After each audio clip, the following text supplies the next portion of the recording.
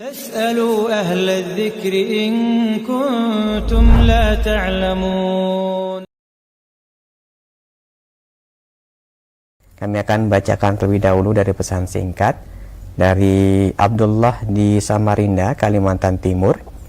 Assalamualaikum Ustadz, amalan apa yang dapat menyelamatkan diri dari azab kubur dan agar bisa menjawab pertanyaan malaikat di alam barzah nanti? Silakan Ustadz. Jadi pertanyaannya berkaitan dengan amal-amal apa saja yang dapat menyelamatkan seorang dari azab kubur.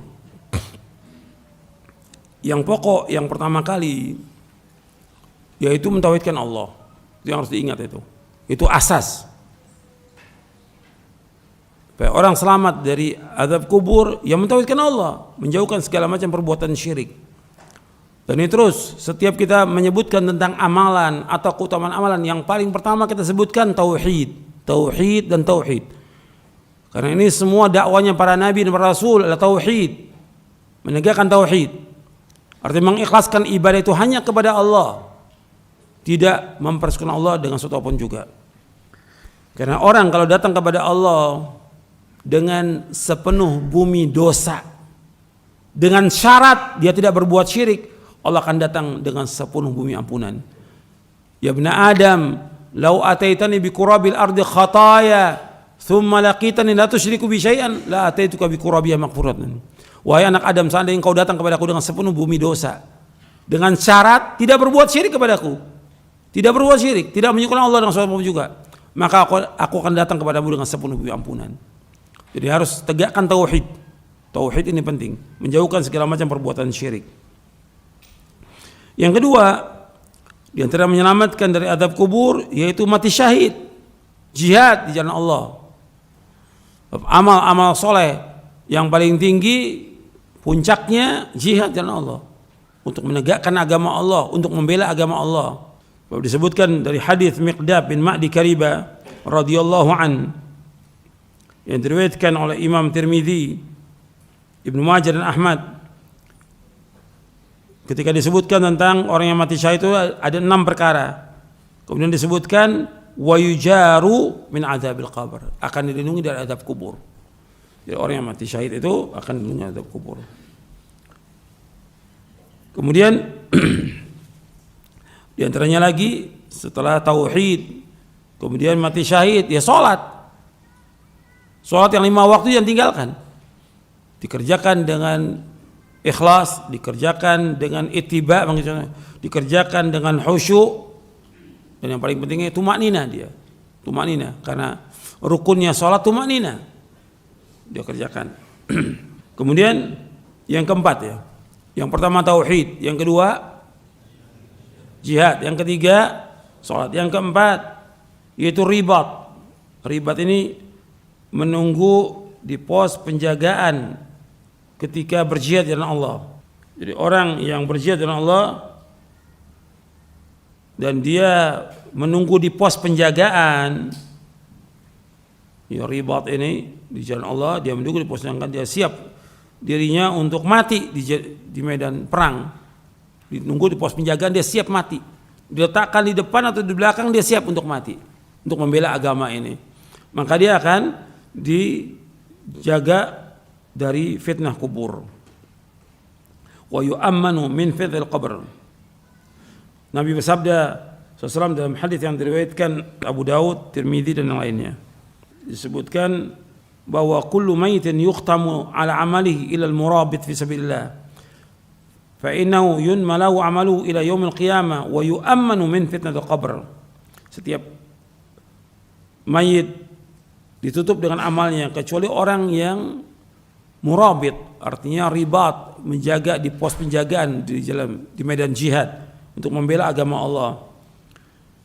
Maka amalnya akan terus diberkahi sampai hari kiamat dan dijaga dia dari fitnah kubur.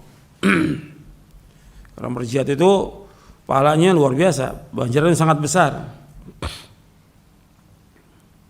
Kemudian yang selanjutnya membaca surah Tabarak. Di antara untuk menyelamatkan dari azab kubur yang keberapa tadi? Yang kelima, yaitu membaca surah Tabarak. Disebutkan dalam hadis Abdullah bin Mas'ud radhiyallahu an, Rasul bersabda, surah Tabarak hiyal mani'atu min adzabil qabr. Surah Tabarak itu akan mencegah dari azab kubur. Artinya surah Tabarak ini bukan sekedar dibaca aja, dipahami isinya dan diamalkan. Surah Tabarak, surah Al-Mulk, surah yang ke-67.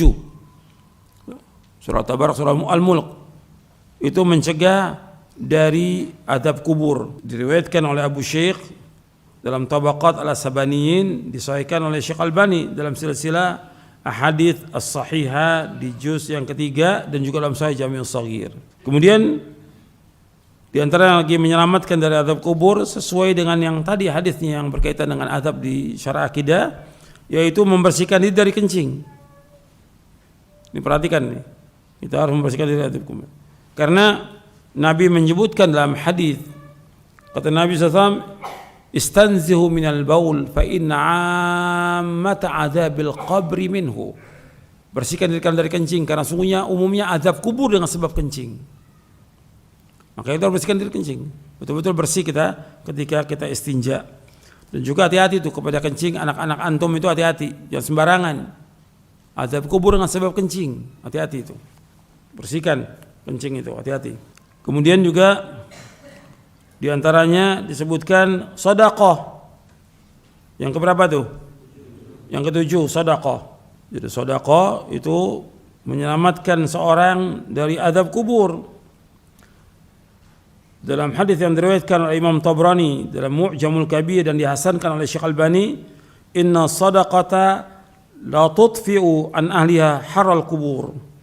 Sesungguhnya sedekah itu akan memadamkan bagi penghuninya panasnya kubur. Dia akan terlindung dari azab kubur. Kalau orang banyak sedekah dan sedekahnya ikhlas karena Allah SWT. Yang kedelapan, yaitu membaca Al-Quran secara umum. Al-Quran, melaksanakan sholat berjamaah di masjid, melaksanakan puasa seperti yang disebutkan dalam kitab Sahih Targhib wa Tarhib. Itu yang keberapa? Yang kedelapan. Yang kesembilan, yaitu berlindung kepada Allah dari azab kubur. Selalu berlindung dari azab kubur. Maka Nabi doa-doanya selalu mengingatkan sahabat untuk berlindung dari azab kubur. Itu diantara yang dapat menyelamatkan manusia dari azab kubur. Wallahu a'lam. Mudah-mudahan bermanfaat. Wassalamualaikum warahmatullahi wabarakatuh.